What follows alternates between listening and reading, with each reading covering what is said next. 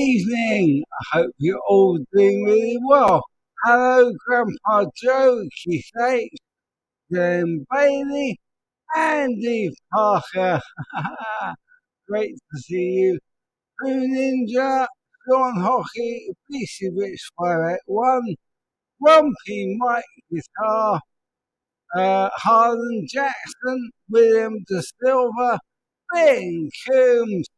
Don't forget to watch him tonight, 8 p.m. Eastern Standard. Always give him a shout. Anton, hello.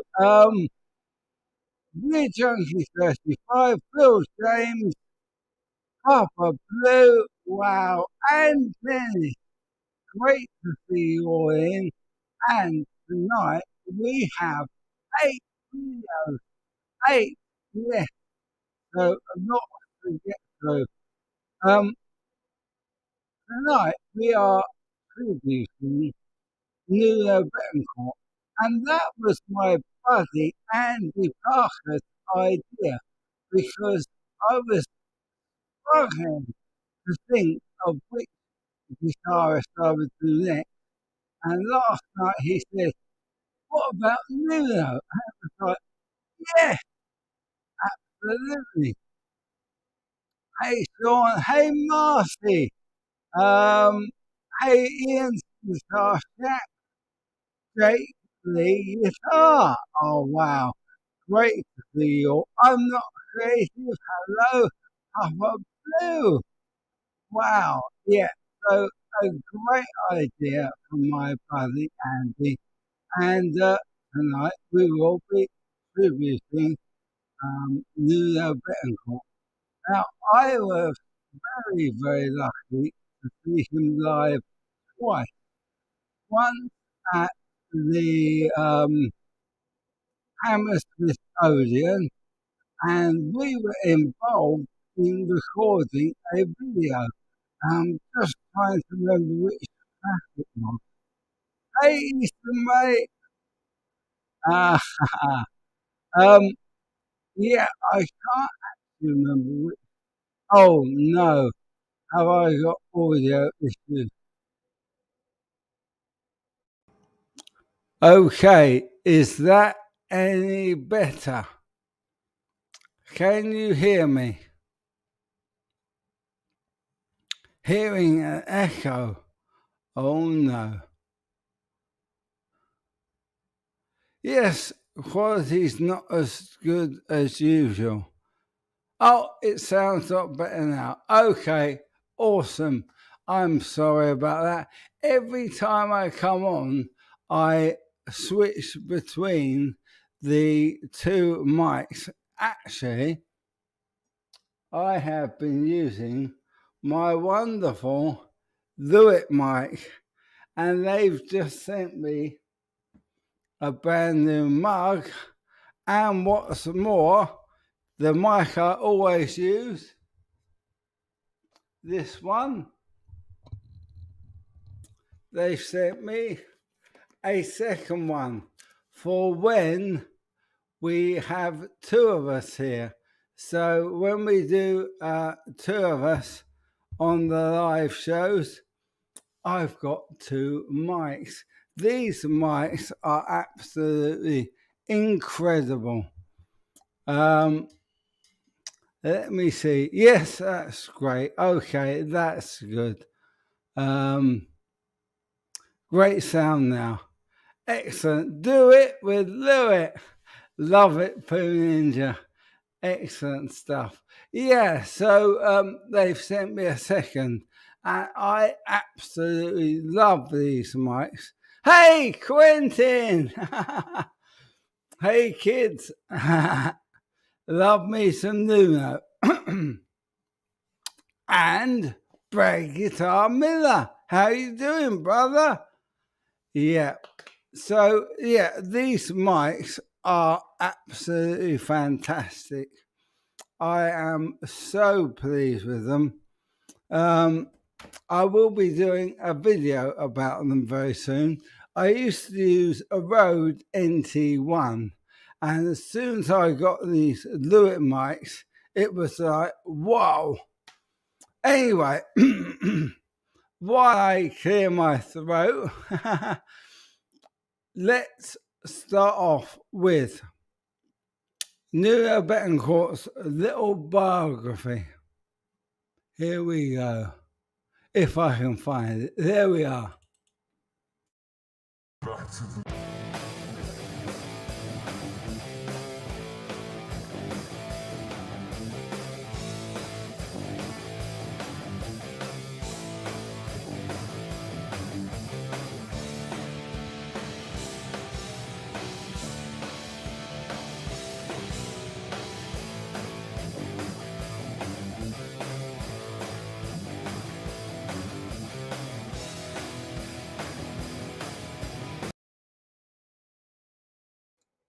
Oh dear. It seems that the audio didn't work on that, which is a little bit strange. So I will play you another video and we will work out what's gone wrong with that one. Okay, let's do Nuno plays with Julian Lennon. John Lennon's son Julian makes a big move for Ukraine. Julian Lennon made a big move using his father John Lennon's music to unite the people amid the ongoing rift between Ukraine and Russia. According to Ylle online, the singer-songwriter took to social media to share a video of himself singing his father's smash hit, Imagine, for the first time to support Ukrainians. In the 3-minute video, Julian and guitarist Nuno Bettencourt sat in a dark room illuminated with candles. The singer then reacted to the tragedy by writing in the caption, "The war on Ukraine is an unimaginable tragedy. As a human and as an artist, I felt compelled to respond in the most significant way I could. So today, for the first time ever, I publicly performed my dad's song, Imagine." Julian explained that he initially didn't want to sing the song unless it was the end of the world, but he decided to perform it after all these years because he felt his father's lyrics resonated with the ongoing chaos. His lyrics reflect our collective desire for peace worldwide. Because within this song, we're transported to a space where love and togetherness become our reality, if but for a moment in time, he added. He said the song reflects hope for people as there is light at the end of the tunnel that everyone is hoping for. Concluding his statement, Julian is calling on world leaders and everyone who believes in the song's sentiment to stand up for refugees. At the time of this writing, the video amassed over 1,250,537 views on YouTube. According to biography, the Beatles band member wrote the song in one session while sitting at his grand piano in England in May 1971. His wife, Yoko Ono, watched him as he played the melody and wrote the lyrics for the song. After finishing the track, he recorded it in his home studio with Alan White, Klaus Voormann, Nicky Hopkins, and producer Phil Spector. Initially, they tried experimenting with the music by Hopkins playing on the same piano on a higher octave, but they ultimately decided to keep the song simple. During its final process, it was taken to New York City, and the Flux Fiddlers Philharmonic added strings to the track. After being released in 1971, the song became an iconic symbol in the world of music and politics. It's really amazing that Julian decided to play this song with Nuno. I think it is because Nuno is simply just a great guy and would have been more than willing to participate.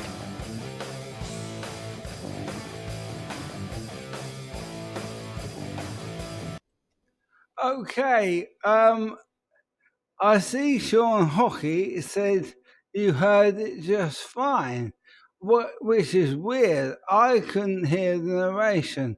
I will try it again. Let's see if we can get it to work.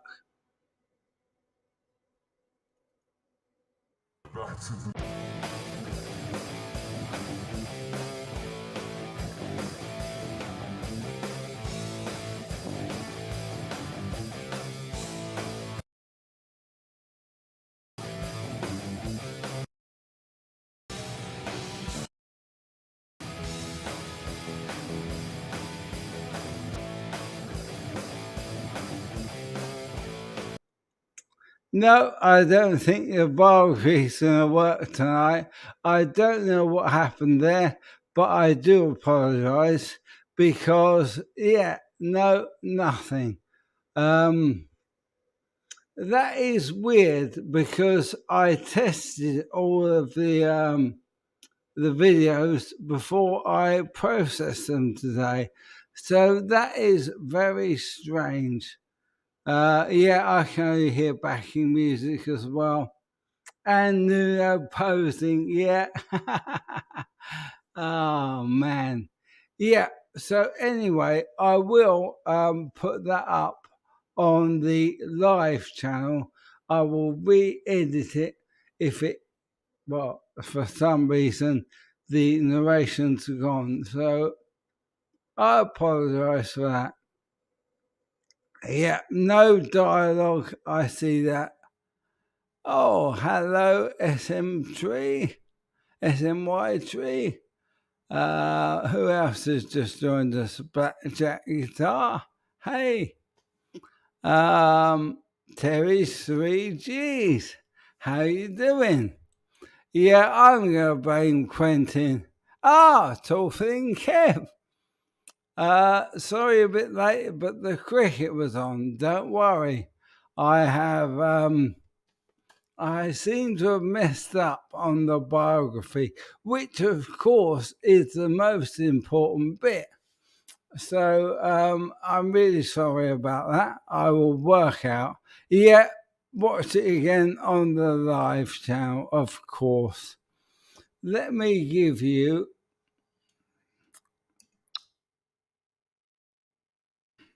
there you go. There is the link to the live channel. Hey John, how you doing? Good to see you. Nuno, when things are going wrong, Mike. Yeah, unfortunately, it is a little bit of a shame.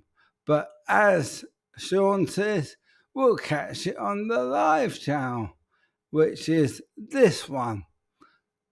Yeah, so I do apologise for that. I have still got 7 other videos. Let me just put that Julian one away and the biography one away. So tonight I have got for you a Bagley guitar from Gear Street. I've also got 2 Nuno Bettencourt projects, Extreme albums rated.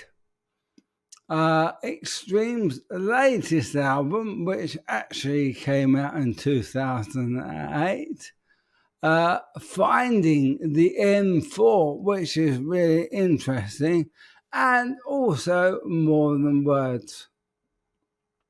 So you can choose what you would like to see, and I will do you whatever comes up first. So let me know. I hope everyone's okay out there.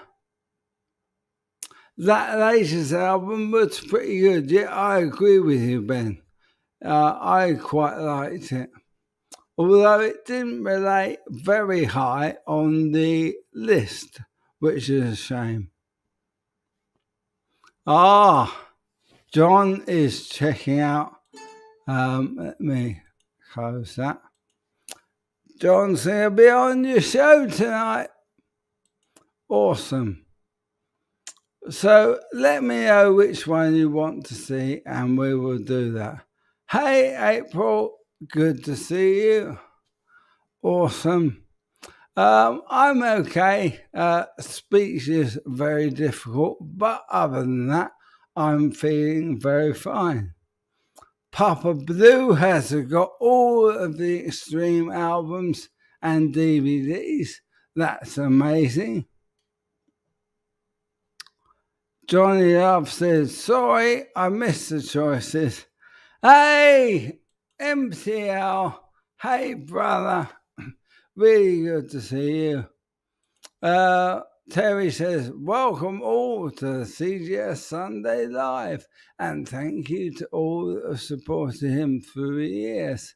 That's very kind of you, my friend. Yep, everyone's good. What's up, MCL? Yeah, I am feeling very well, thank you. CGS, you sound no worse than me at NAM.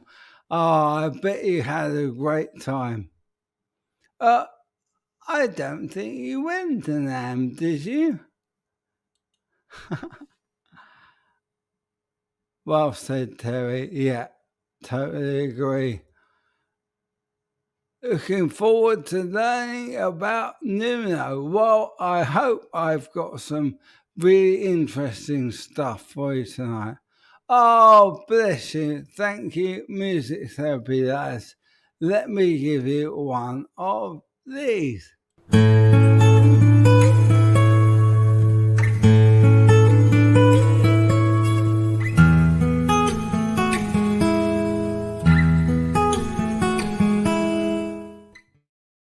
Never courted, but always very, very much appreciated.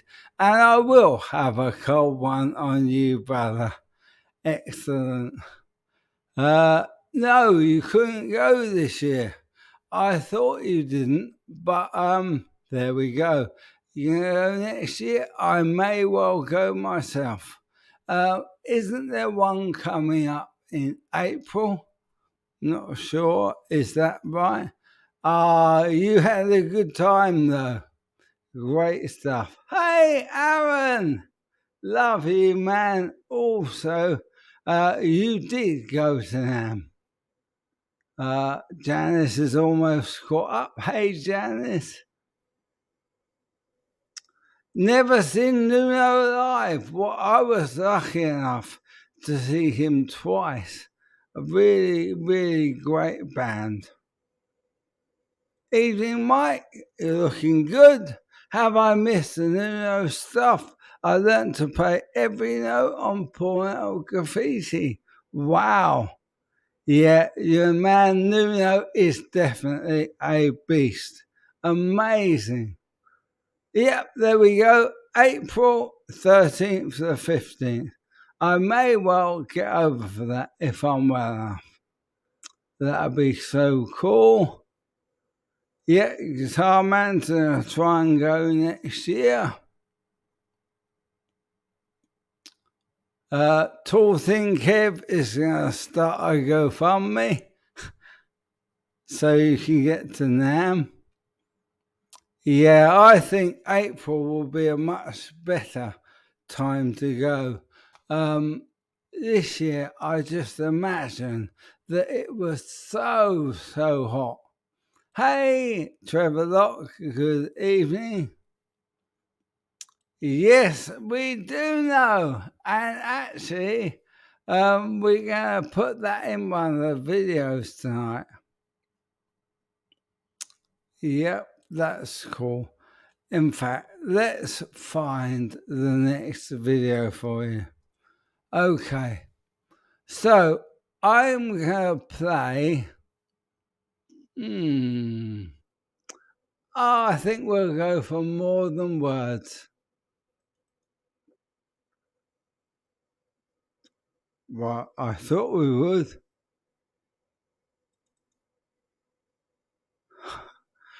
This is not good. More Than Words, an acoustic ballad recorded in 1990 by Extreme, was quite a deviation from the funk metal that the hard rockers usually played. So it was something of a surprise when guitarist Nuno Bettencourt and singer Gary Cherone unleashed the Everly Brothers-inspired song on their album Extreme 2, Porno Graffiti. And it was even more of a surprise when the song hit #1 on the Billboard charts in 1991. The only accompaniment to Cherone and Bettencourt's dulcet harmonizing voices were a few snaps, Bettencourt's finger-picking on a Washburn acoustic, and the occasional gentle knocking of his hand on the guitar's top. The song's unexpected success led to many other would-be shred heads giving their electrics a break in order to sample the pared-down, unadorned sounds of the acoustic. It also, perhaps unexpectedly, led to many parodies, including a PSA version by ZDoggMD about HPV vaccination, entitled, More Than Warts, and, Weird Al Yankovic's darkly comical, You Don't Love Me Anymore. Most recently, Jimmy Fallon and Jack Black gave the song's parody potential a run for its money with their sweetly earnest shot-by-shot remake of the song's black and white video, released on The Tonight Show last May.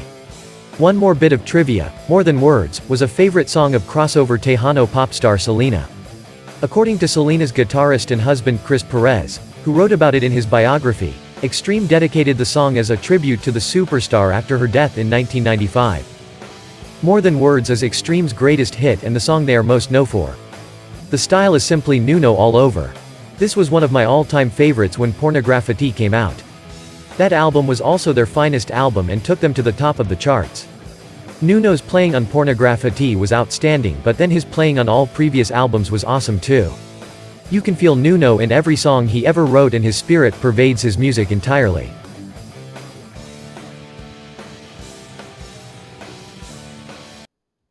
Yeah, I think I have to say, MTL, I love Get the Funk Out as well. It's a really, really good track. But I think their most famous tune was definitely More Than Words. And they definitely hit the charts with Pornograffiti. Love it. Janice is now live. All caught up with double speed. Yeah, well, you didn't miss much, Janice, because the beginning was a bit of a mess up. Yeah, he's really swinging that one. Yeah, I think you're talking about Get the Funk Out. In fact, I think that was the video that we were in when we went to the Hammersmith Odeon to see them all those years ago. That's all you know of them, More Than Words. Well, Nuno is absolutely a crazy, amazing guitar player. He really is. And I've always been a huge, huge fan of Nuno. Trying.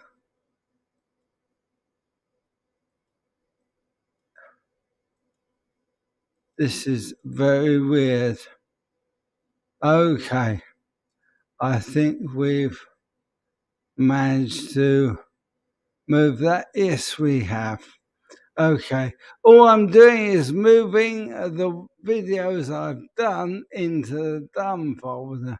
And for some reason tonight, everything seems to be locking up. Funny, lots of people who bought that album for More Than Words were shocked at the rest of their rocking songs. Yeah, I can imagine that, MTL, because most of the others were good balls to the wall rock songs. Yeah, excellent. Oh, that's a great track as well, Johnny. Wholehearted. I used to be able to play that. In fact, I probably still can. Inspired by Led Zepp 3 acoustic guitar songs, and most most of the song written on the toilet. That wouldn't surprise me. Yes, that's right. Jack Black and Jimmy Fallon did a spoof of it, which was in that video. Yeah, they have got amazing, tons of great songs.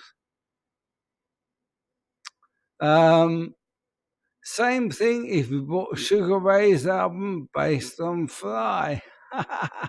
Hey, RJ, lovely to see you in, my friend. I've been catching your live shows recently, and sometimes I even say hello. Oh, it's great to see you in, man. I really miss you, and it would be great if you were going to Gear Street this year, but I know that isn't the case. But I hope I might catch up with you in April in Nam. Fingers firmly crossed. Yeah. Everyone's saying hello. Hey, LM's Guitar Corner. good evening. I hope you're well. Yeah, okay. Right, I will play you. You have a choice.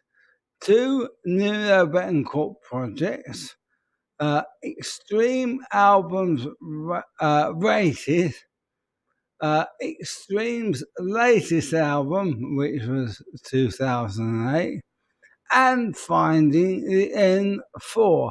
Let me know which one you want.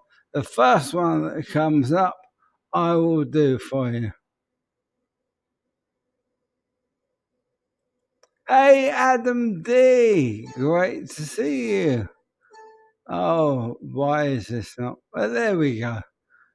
That's great.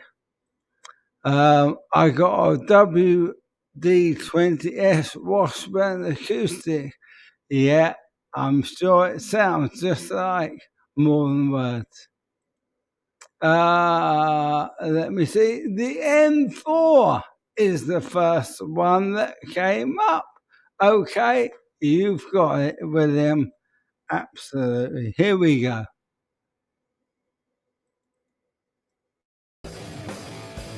How one man unearthed the first ever Washburn N4 production model, and ended up selling it to Nuno Bettencourt.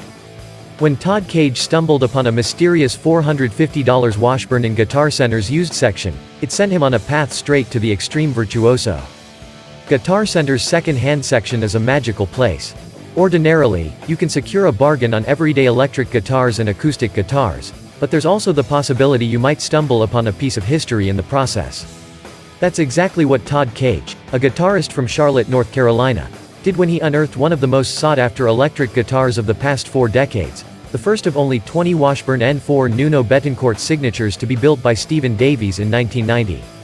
And not only did he discover Bettencourt's first ever production N4 6-string in the depths of Guitar Center's used catalog, he also helped introduce the axe to its namesake, Nuno Bettencourt himself.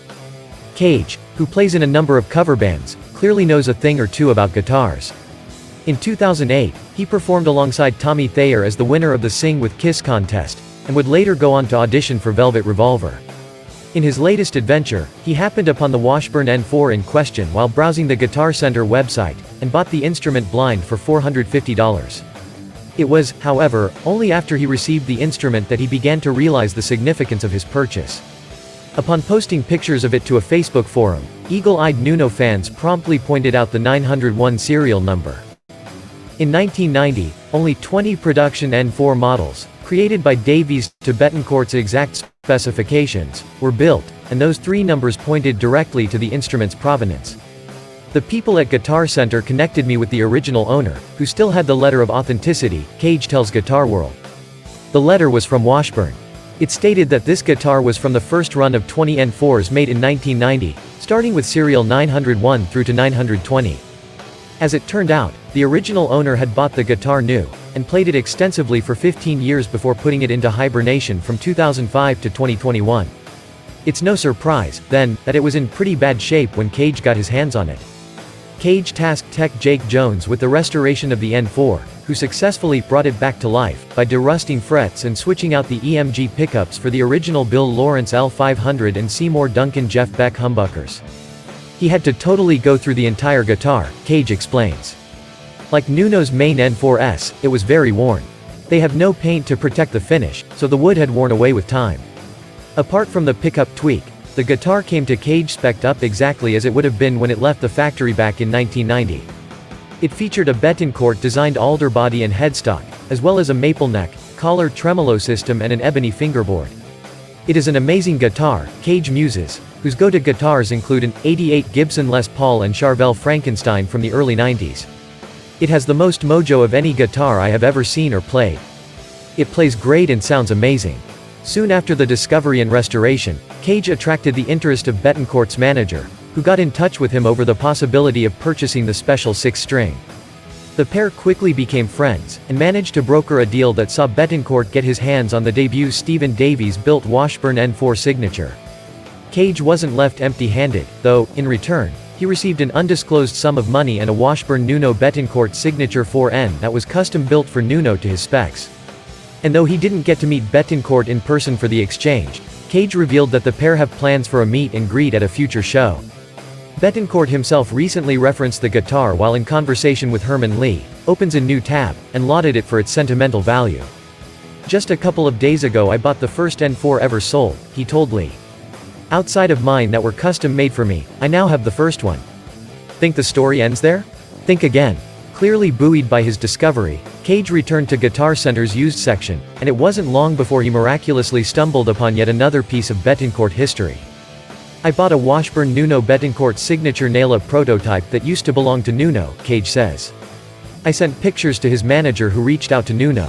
They quickly confirmed that it was one of 2 Ylle prototypes that Washburn made in 2019.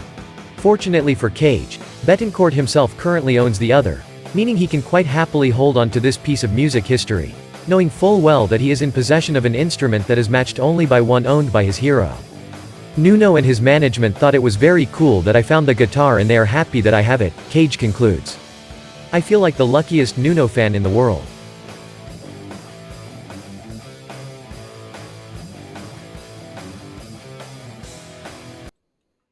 Yep, so he is looking very good for 55. And that is a great story about the M4. Now, all of the M4s were custom built, and they're built in the USA. Whereas if you get an N3 or an N2, they are not built in the USA. Hey, Geronimo Martinez, Fabregas. I'm afraid you've missed the More Than Words video. Let me see. Nobody loves Nuno quite like Nuno, based on the pics. I don't think he has an ego at all, as it happens.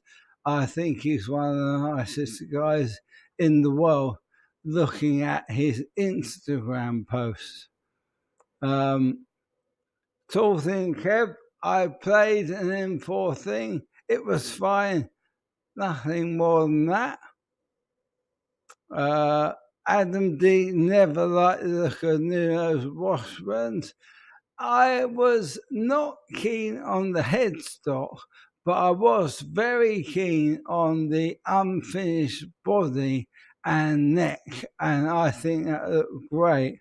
And also, it's a tiny body, because Nuno is pretty tiny as well. The M4 is like the only USA-made Washburn. You're right, it is. Oh, Grumpy Mike, bless you. For the wellness tone jar, and why not? Hope all is well. My best to you and the fam. Cheers.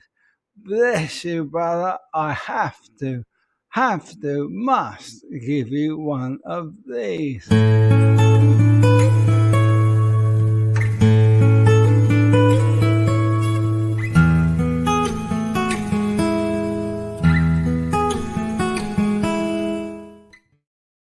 Never ever courted, but always appreciated.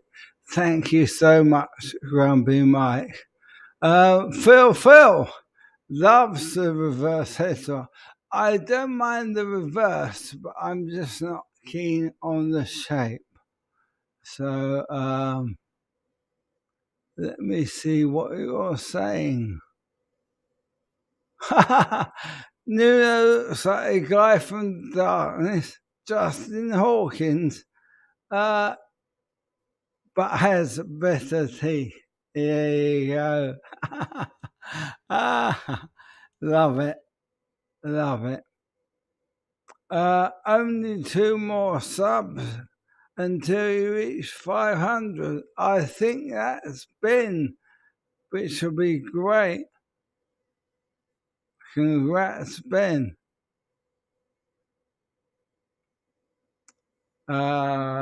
Okay, right.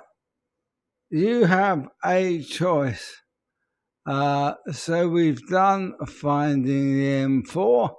So now you have the choice between 2 Nuno Bettencourt projects. You can have the Bagley aluminium guitar from Gear Street if you would prefer. Extreme albums rated or Extreme's latest album. Let me know and you will get it.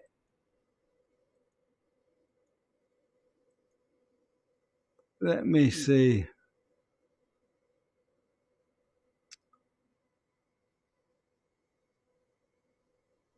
Oh, the extended cutaway is a striking design. Very stable. Yeah, you're right. Okay, well, I was a big fan of Three Sides. Yeah, Three Sides to Every Story was one of my favourites. In fact, let's do the albums rated. These are not my ratings, by the way.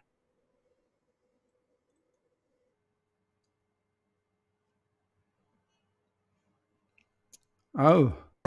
Lead vocals, Nuno Bettencourt, guitars, keyboards, backing vocals, Paul Geary, drums, and Pat Badger, bass, backing vocals. The band owns its place in rock music history with the incredible guitar skills of Nuno Bettencourt and a lead singer that went on to be only one of 3 singers to front the mighty Van Halen. Number 5, Waiting for the Punchline, 1995. While Waiting for the Punchline took a real beating by the press, it's not terrible. It came out just as nu metal was taking hold and the previous glam, hair metal scene was considered old news. Stuck in the middle, Extreme tried to straddle the fence between alternative rock and metal on this album. Sometimes it worked quite well, and in other places, it just seems a bit too contrived and reeks of a band desperate to reach the charts again. Cynical and Evangelist sound closer to the band's earlier material, but it was obvious the band was trying to cash in on the grunge rock movement, albeit a bit too late. Number 4, Saudade de Rock, 2008. 2008 saw Extreme reforming and releasing a record that was a little more true to the heavy rock roots of the first 2 albums. Gary Cherone had fronted Van Halen for the Van Halen 3 album and recorded a second album with the band that never saw the light of day. His return and the band's reformation led to a pretty decent rock album. The band continues to experiment a bit on a few songs, but overall it's done without losing sight of the signature Extreme sound. It's quite an eclectic mix with sounds reminiscent of Led Zeppelin, funk, and a little alt-rock thrown in to make things interesting. Number 3, Three Sides to Every Story, 1992. While the follow-up to Pornography was expected to be a huge hit, it didn't quite hit the same notes. First of all, lyrically, the overtones of Three Sides to Every Story were often quite serious. Musically, the band was technically proficient, but something about the album seemed a little sterile. Don't get me wrong, there are still a lot of great songs on this album, but it seemed to miss that overall fun energy of the Pornography album. The band seemed to experiment just far enough outside of what their fanbase expected and wanted, with songs like 7 Sundays, Tragic Comic, and God Isn't Dead being a little too theatrical. That style might have worked for Queen, but Extreme just couldn't quite pull it off. Three Sides to Every Story gets points for being Extreme's most ambitious and mature effort, but fell a little short on being as enjoyable as some of their other albums. Number 2, Extreme, 1989. Extreme's first album produced a decent radio single with Kid Ego, and the band received acclaim for goofy but rocking songs like Mother, Don't Wanna Go to School Today. Extreme brought a different element to the popular glam metal style at the time with tongue-in-cheek lyrics and tight, accomplished musical abilities. Mixing heavy metal and funk together, the band had a sound that they could call their own. While you should start with Pornography if you've never heard the band, this should be your second stop, as this album shows the band making a name for themselves. Number 1, Pornography, 1990. Despite the fact that the band's biggest hit, More Than Words, which is a bit cringy for me these days, pushed the sales of this album, it's clearly the best album that Extreme has produced. The album had some really great and heavy rocking songs, excluding the ballads, Wholehearted, More Than Words, and the completely unnecessary, When I First Kissed You. All band members show their chops on this album, and for being only their second album, the band sounds like a well-oiled machine cranking out great tunes like Decadence Dance, Get the Funk Out, It's a Monster, Pornography, Money, and He-Man Woman Hater. The band made a decent splash on rock radio with their first album, but this is one that made them a household name and probably lead to Eddie Van Halen taking notice of Gary Cherone as a frontman.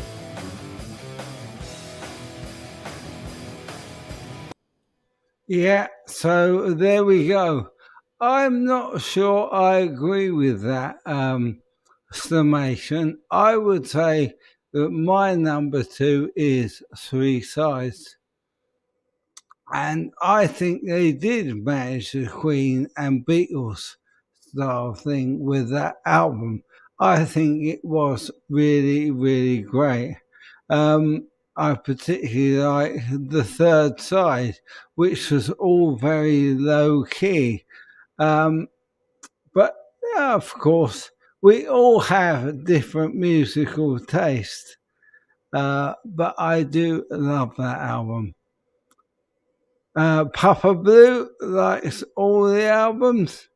Yeah, I have to say, I do agree that their first album was really, really special. I really do. Okay. Yeah, everyone was talking about Pat Badger as well. A great bass player for that style of music. Really great bass player. Yeah, we won't mention Van Halen 3. I think Gary Sharon's voice is amazing in Extreme. I think he's absolutely perfect. But he definitely, for me, was not a Van Halen singer. Let's see what. This is odd since there's not much out on anyone other than Gary and Nuno, although they're a pretty solid rhythm section. Yeah, well, initially Paul Gary was the drummer, but he was ejected after, I think it was Pornography. And yeah, From Afar once were great tunes. There were a lot of great tunes from Extreme. Eduardo saw Nuno and Steven Tyler from Aerosmith in Porto in 2018. Is that in Portugal, my friend? I think it is. Awesome. April Kurtz is a bassist, so I tend to pay more attention to the rhythm sections, and that's a good thing.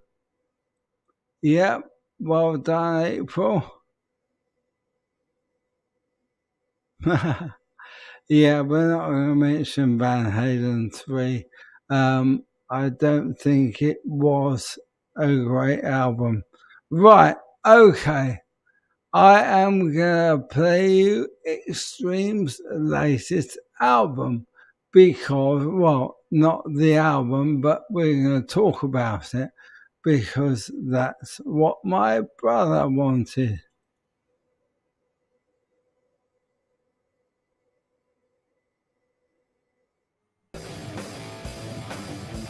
Extreme is close to signing record deal for release of new album. Extreme guitarist Nuno Bettencourt says that the band is close to signing a record deal for the release of its new album. Bettencourt touched upon the status of Extreme's long-completed LP while marking the 30th anniversary of the band's single, More Than Words, topping the Billboard Hot 100 chart. On Wednesday, June 9, Nuno took to his Facebook page to write, Billboard charts on this day, June 8, 1991. 30 years ago I got a call the night before from Billboard that More Than Words would hit the top of the charts, knocking off Mariah at number 1. It's been an incredible journey since, and we're still kicking it.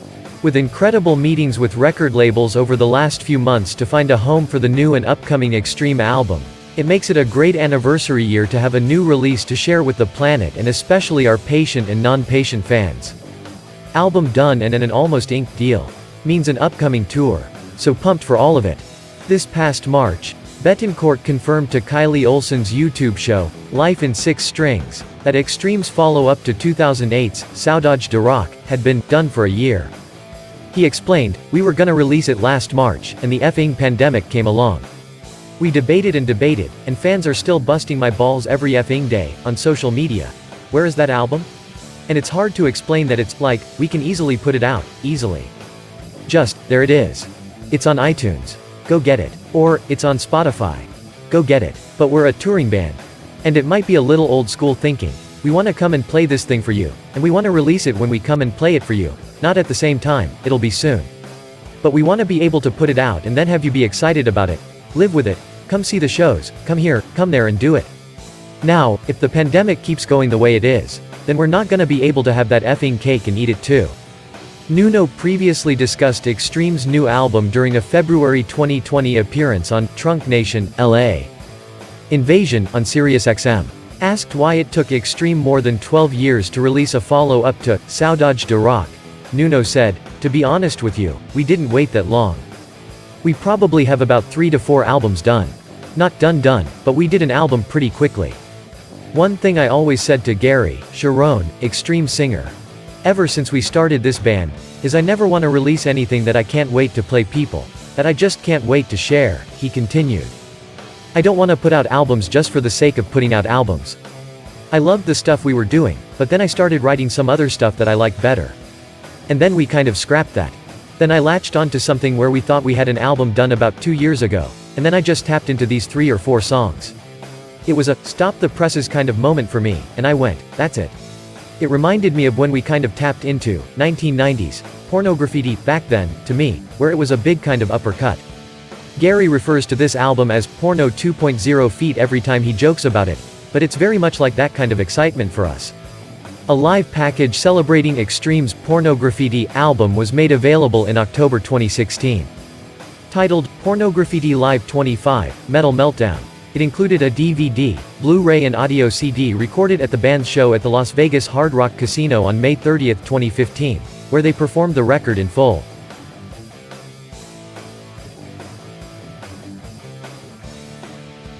Yep, so there is 3 albums recorded and not released yet, which is a real shame because the last one they released was in 2008, and I am so keen to hear the new stuff. I just noticed Natural Finish is your favourite. All my guitars look like wood rather than car bodies. Yeah, and then guitar says, during this stream, I realised how underrated Natural Finishes are. Hey, Johnny Bean, great to see you. Where's my Nuno selfie? All good. Ian's guitar shack had never heard of any heavy music, more than words and wholehearted, the only songs you know. Well, they're very worth checking out because they have a real funky type sound and they're really good. April is starting to like Natural Finishes again. Everyone's saying hello to Johnny Bean. Right, okay, let me see. I still have Nuno's 2 projects, which I will play for you now. Otherwise, we won't have time.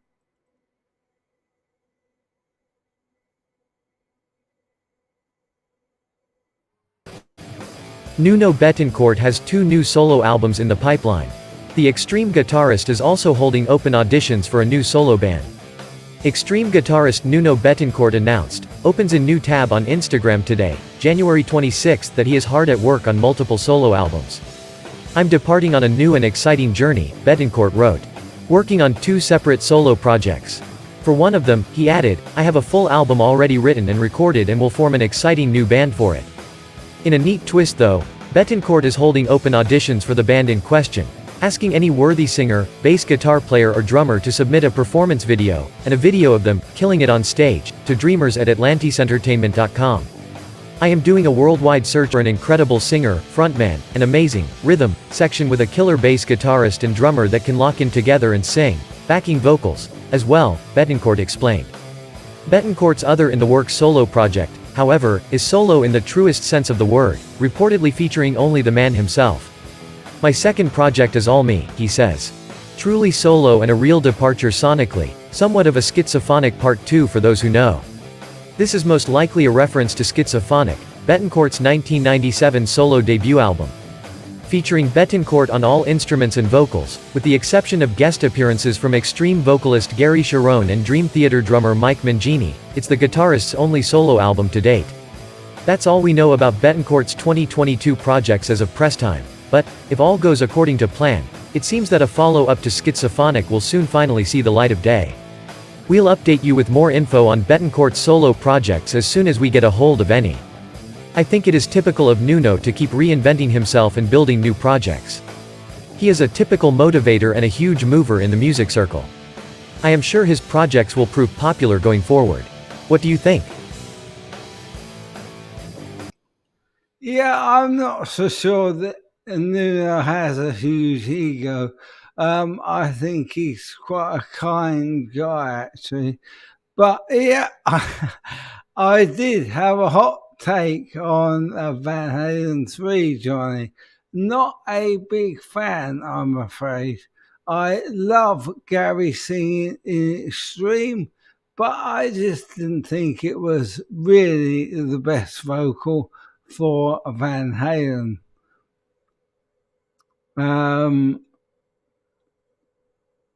I'm glad to see that we're getting natural finish guitars, and April is making a sportive maple Teddy style guitar. Well, we've got the British Boutique Guitar Festival coming up very soon, and a lot of the guitars there are natural wood guitars. So, yeah. Oh, thank you, Guitar Man. Good to see you, said yes. Have to go. Take care. Hope to see everyone tonight on Ben's show. Yes, you will. At 8 p.m. Eastern Standard. Right. I think I will have to play the video from Gear Street because we are going to overrun a little bit tonight. So it was kind of lucky that the biography didn't work. So I will put it up for you later. Okay, let's go and check out a Bagley.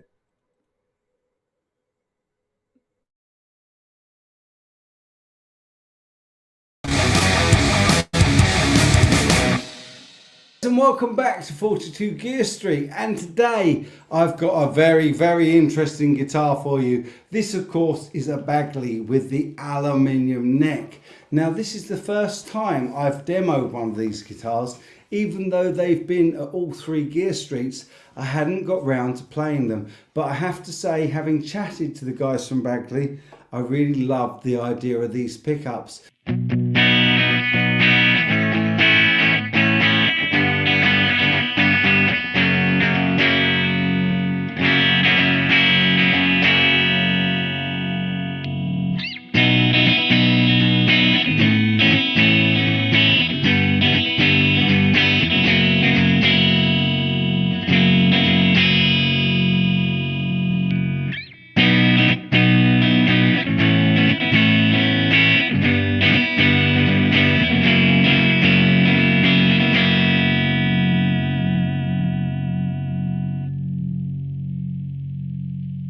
These pickups have got a four different magnetic coils in them. They're a little bit like a P bass in that half of the coil is on one set of the strings, the top 3 strings, and the other coil, one of the other coils, is on the bottom alone. So it separates out the frequency range, and these pickups are really flat across the board. So it'll be really interesting to know what it sounds like when we do the tone demo this time.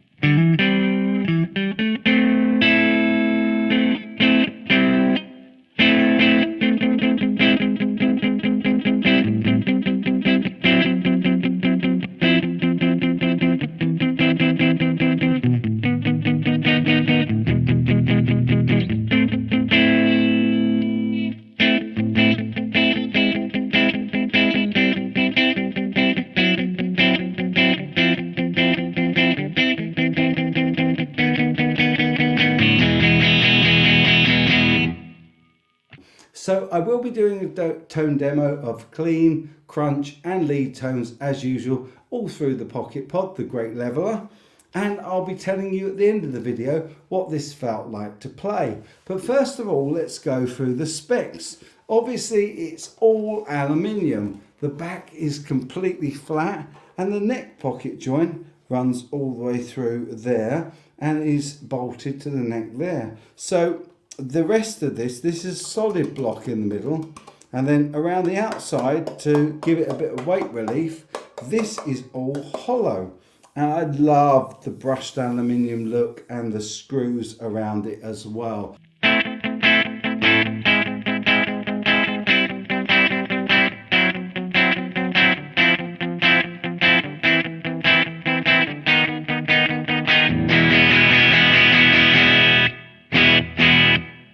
So hopefully this is a bit of a, possibly a Marmite guitar, because let's face it, an aluminium guitar is not going to be everybody's favourite thing, but it does sound really, really nice.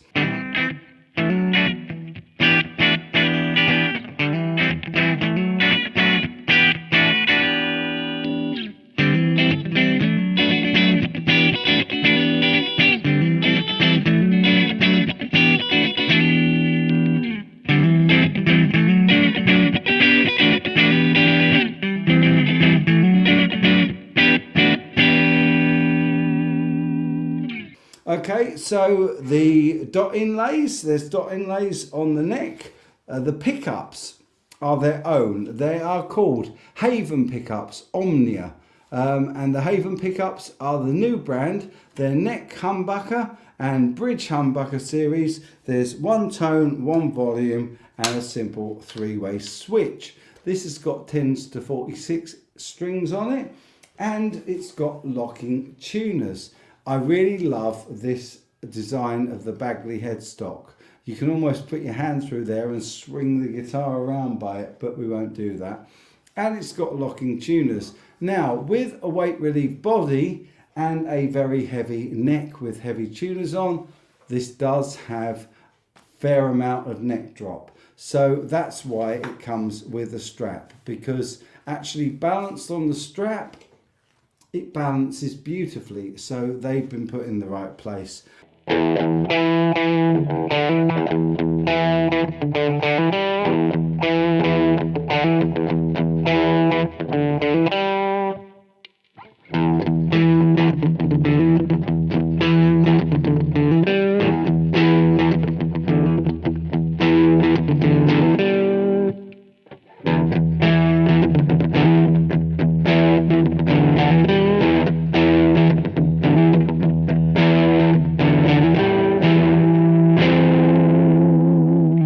I love the offset design of this guitar. I think it's really quite striking, and there's something about the aluminium and also this offset style guitar trim as well.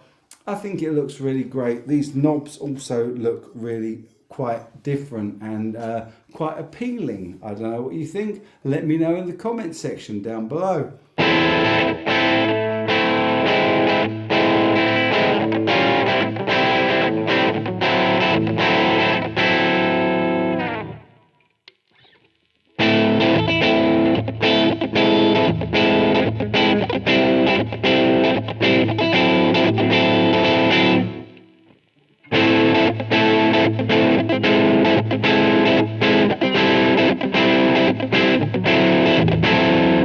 Because these pickups really do capture every frequency range, and I think this guitar, through the great leveler, the Pocket Pod, sounds different to any other guitar I've put through the Pocket Pod.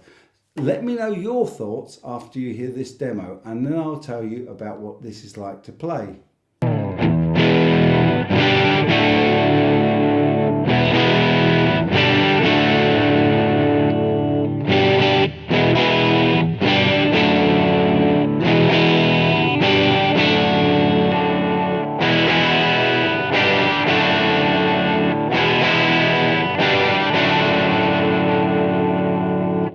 The neck for me is a little bit thin. And also this nut is a brass nut, which gives it great sustain and great transfer of resonance. However, I did find that the neck was dropping, so it was quite tricky to play at times, but the tones were absolutely outstanding. I think that the clarity across the entire range, right from bass to treble frequencies, was probably the best I've ever heard. And I think these pickups are really, really interesting. And if nothing else appeals about this guitar to you, then these pickups certainly will. But aside from the neck droop, the guitar was really easy to play. The frets on this are perfectly rounded at the edges, no sharp frets, and also the scale length of the offset sits in such a nice position that the neck is really in a position that makes it feel really nice to play.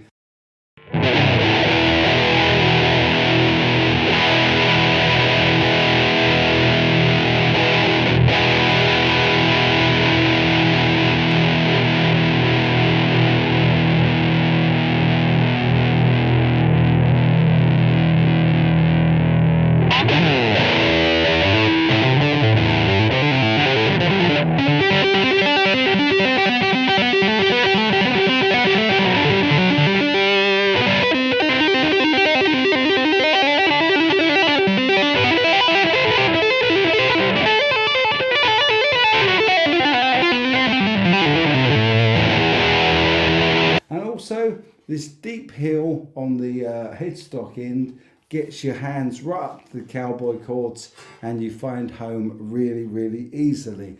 At the top end, there is an awful lot of access to the top frets, the dusty end, and so that's really easy to play as well.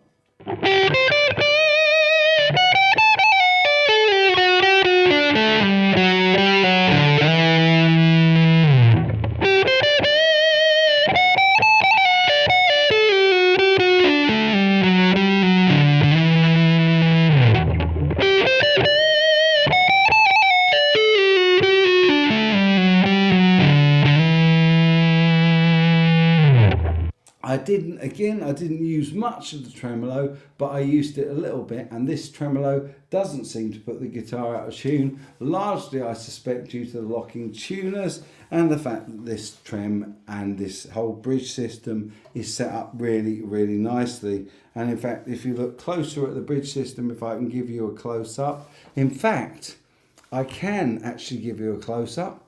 There we go. They are really nicely traveling through the bridge, and so when you use the trem, you really feel the strings moving both sides of the bridge, and that is really, really good news. So I really enjoyed playing it. I'm not sure that an aluminium neck is for me for one reason and one reason alone, and that is it does pick up the ambient temperature of the room, and at the moment this feels really cold. So as well as being a little bit headstock heavy, the neck is quite cold to play. And I do love the warm feel of a piece of wood.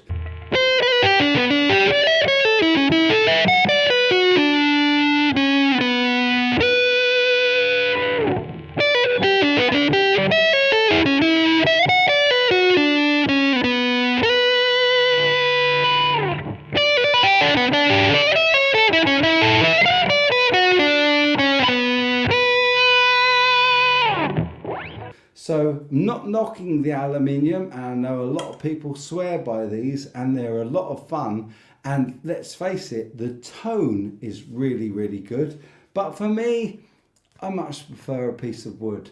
But having said that, this guitar would be somebody else's dream. So let me know in the comment section what you think about this pretty unique aluminium guitar. I'd be really interested to see what you have to say, because of course I'm just the average Joe guitar player who does the demo. You guys do the review in the comment section down below, and I always love reading your comments and I'll reply to as many as I can. I'll be back with tons more great content from here at Gear Street and elsewhere, but until I see you again, you guys, as always, take good care.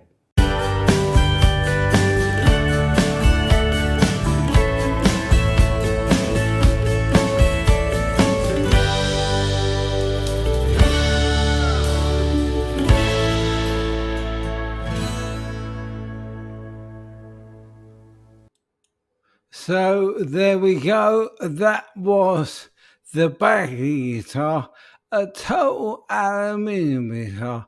And I did enjoy playing it, but it was a little bit more difficult.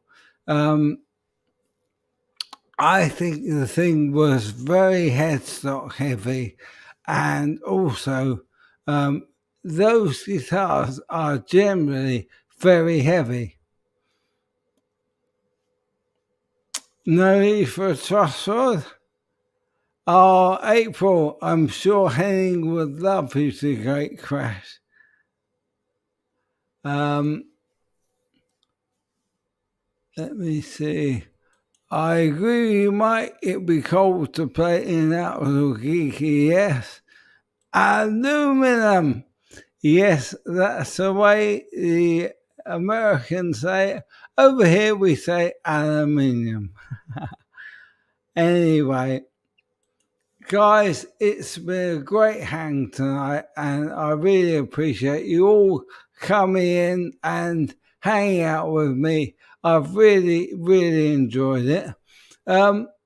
This week I've got a video coming up about how I am trying to deal with my ALS, and I hope you will enjoy that. I think it may be out on Tuesday, and yeah, I've gone into all the things that I'm trying to do to get over it if I can. So look out for that video on Tuesday. Also, don't forget, if you want to see the Nuno Biog, that'll be over on the CGS live channel. So all that remains for me to do tonight is to say thank you for turning up, and you guys take good care.